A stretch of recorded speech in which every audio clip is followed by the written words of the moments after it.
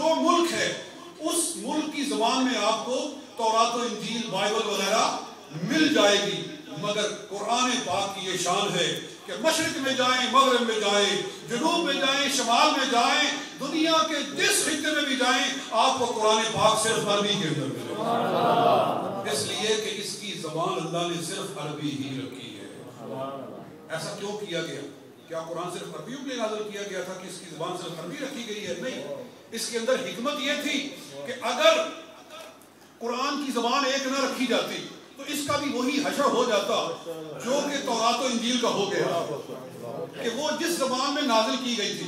مثلا بائبل جو ہے یہ ہبرو میں نازل کی گئی، یہ تورات جو ہے یہ ہبرو زبان میں نازل کی گئی، عبرانی زبان میں نازل کی گئی، عبرانی سے اس کو آگے انگلش میں ڈھالا گیا، انگلش سے آگے عربی میں لے گئے، عربی سے آگے فارسی میں لے گئے، فارسی سے کہیں اور لے گئے، تو جو اس کی لوگ ٹرانسلیشن کرتے گئے، ترجمہ کرتے گئے، اس کے اندر تبدیلیاں ہوتی چلی گئی، تبدیلی در تبدیلی ہوتی گئی۔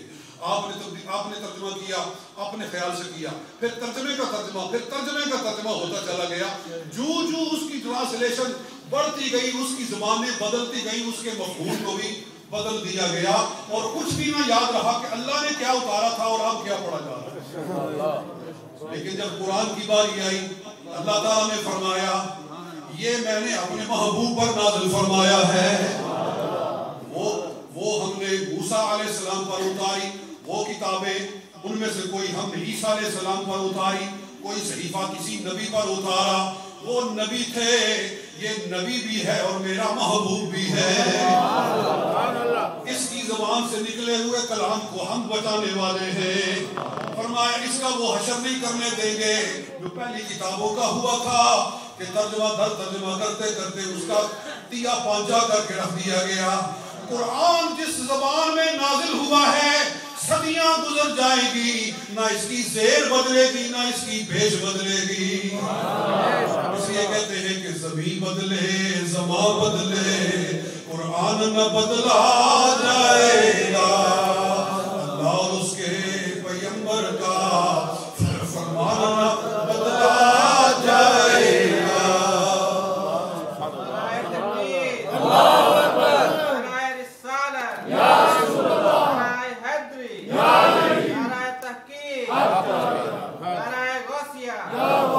دوستو ایک تو یہ ریزن ہے کہ قرآن کیوں محفوظ ہے، کہ قرآن کی زبان اللہ نے صرف ایک رکھی ہے، عربی، اور یہاں سے ہمیں عربی کی فضیلت بھی معلوم ہے کہ قرآن عربی کیوں ہے کہ اس کا نبی عربی ہے، سرکار عرب میں تشریف لائے، تو چونکہ حضور عربی بولنے والے تھے اللہ تعالیٰ نے قرآن بھی عربی میں نازل فرمایا۔ اگر سرکار دو عالم صلی اللہ علیہ وسلم کو عربی میں نہ بھیجا، عربستان میں عرب میں نہ بھیجا جاتا، آپ دنیا کی کسی اور خطے میں مبعوث فرمائے جاتے، تو جس خطے میں سرکار ہوتے قرآن کو بھی اللہ تعالیٰ اسی زبان میں نازل فرماتا۔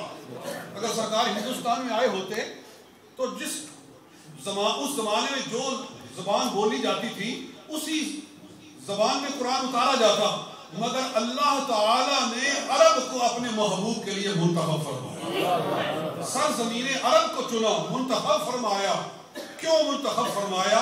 کہ یہ دنیا کا جغرافیائی اگر جائزہ لیا جائے تو یہ پوری دنیا کا مڈل بنتا ہے، یہ جو مڈل ایسٹ ہے، سعودی عرب ہے، یہ تمام دنیا کے مشرق و مغرب اور جنوب و شمال کے لحاظ سے، آبادی کے لحاظ سے یہ مڈل میں بنتا ہے۔ اللہ تعالیٰ نے اس جگہ اپنے محبوب کو بھیجا اس لیے کہ یہاں سے وہ دین اٹھنے والا تھا جو ساری کائنات کے لیے بنایا گیا تھا، یہاں وہ کتاب نازل کی جانے والی تھی جو تمام جہانوں کے لیے ہدایت بن کر آنے والی تھی۔ اس لیے اس خطے کو چنا گیا، عربی زبان کو چنا گیا اور عربی میں قرآن نازل فرمایا۔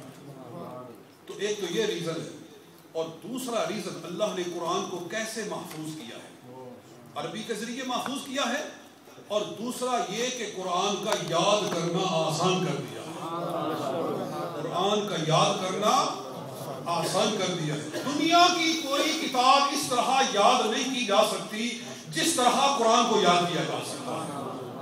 چھوٹے چھوٹے بچے قرآن کو یاد کر لیتے ہیں، 8-8 سال کے 10-10 سال کے بچے پورا قرآن پاک حفظ کر لیتے ہیں۔ کوئی دنیا کی مثال دکھاؤ، کسی کتاب کی مثال دکھاؤ کہ جس کے اتنے حافظ ہوں جتنے حافظ قرآن کے اس دنیا میں موجود ہیں۔ میں ایک مرتبہ سوچ رہا تھا کہ اس وقت دنیا میں 1.5 ارب سے زیادہ مسلمان آباد ہیں۔ اس وقت دنیا کی آبادی 6 ارب سے زیادہ ہے اور اس میں سے 1.5 ارب مسلمان ہیں۔ کتنے؟ 1.5 ارب مسلمان ہیں۔ کتنے حافظ ہونے چاہیے؟ میں کہتا ہوں کہ اگر آپ 1% بھی حافظ نکالیں کہ ہر 100 میں سے 1 حافظ ہو، اگر یہ بالکل نیچے جا کر میں کہہ رہا ہوں، اگر ہر 100 میں سے 1 حافظ بھی اگر مان لیا جائے کہ مسلمانوں کی آبادی میں 1% جو ہے حافظ ہوتا ہے تو 1.5 ارب میں سے 1.5 کروڑ حفاظ نکلتے ہیں قرآن پاک۔ کتنے؟ 1.5 کروڑ حفاظ اس وقت کم از کم قرآن پاک کے اس زمین کے اوپر، اس کرۂ ارضی کے اوپر موجود ہے۔ یہ قرآن پاک کا اعجاز ہے کہ نہیں ہے کہ اتنا اللہ تعالیٰ نے اس کا یاد کرنا آسان کر دیا، اور خود قرآن فرماتا ہے وَلَقَدْ يَسَّرْنَا الْقُرْآنَ لِلذِّكْرِ، ہم نے قرآن کا یاد کرنا آسان کر دیا ہے۔ یہ میں نہیں کہہ رہا، خود قرآن نازل کرنے والا کہہ رہا ہے وَلَقَدْ يَسَّرْنَا الْقُرْآنَ لِلذِّكْرِ فَهَلْ مِن مُدَّكِرٍ، ہم نے یاد کرنا آسان کر دیا ہے کوئی یاد کرنے والا؟ ہے کوئی یاد کرنے والا؟ آؤ کہ یاد کرنا تمہارا کام ہے، تمہارے سینے میں ڈالنا ہمارا کام ہے۔ شاعر کہتے ہیں اینا کل جدی در زمینوں در سما، اینا کل جدی در زمینوں در سما،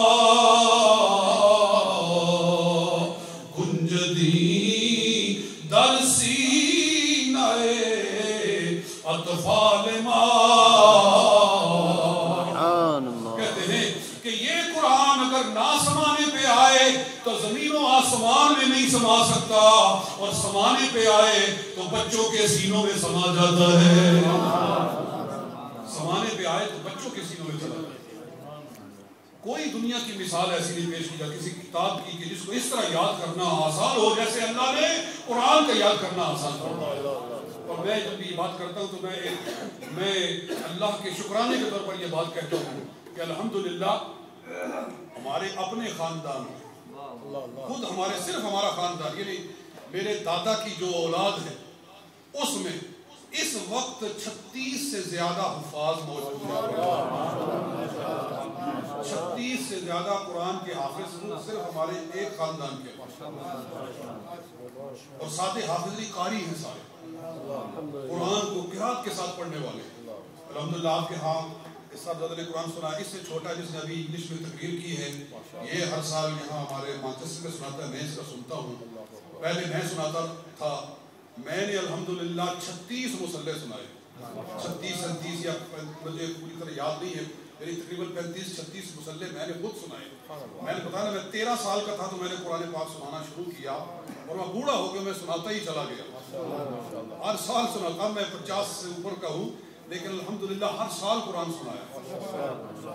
لیکن اب جب بچے جو ہیں ان کو اللہ نے توفیق دی ہے کہ یہ حافظ ہوئے ہیں تو اب یہ مصلے پہ کھڑے ہوتے ہیں، میں پیچھے کھڑے ہو کر سنتا ہوں ان کا، اور ان کو اس قابل بنایا ہے اللہ کی توفیق سے، اور میری محنت ہے اللہ نے قبول فرمائی ہے کہ اس دیار کفر کے اندر بھی 3 بچے قرآن کے حافظ ہیں۔